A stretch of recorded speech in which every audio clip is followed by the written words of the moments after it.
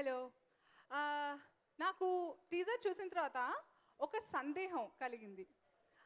మన కళ్యాణ్ రామ్ గారు I duck you, I duck him, I duck all అని అన్నారు.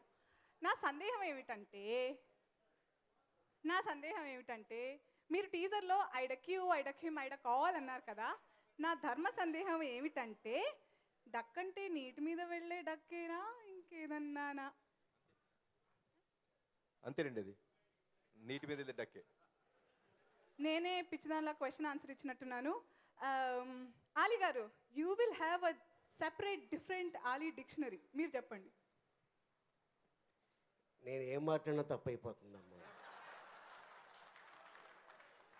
నాకు తెలిసిన డక్ అంటే తెలుగు భాషలో బాతు,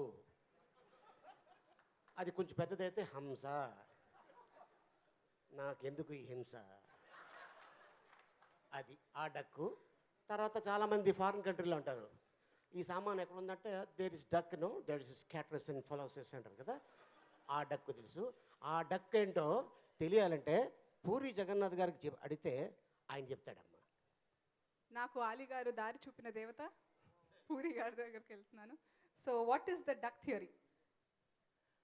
డక్ అంటే బాత్ అనుకున్నారేమో, అది బూత్ అండి.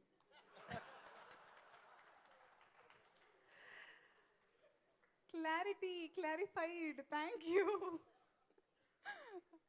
ఓకే, చిన్న ట్రివియా అనమాట. Excuse me, sorry.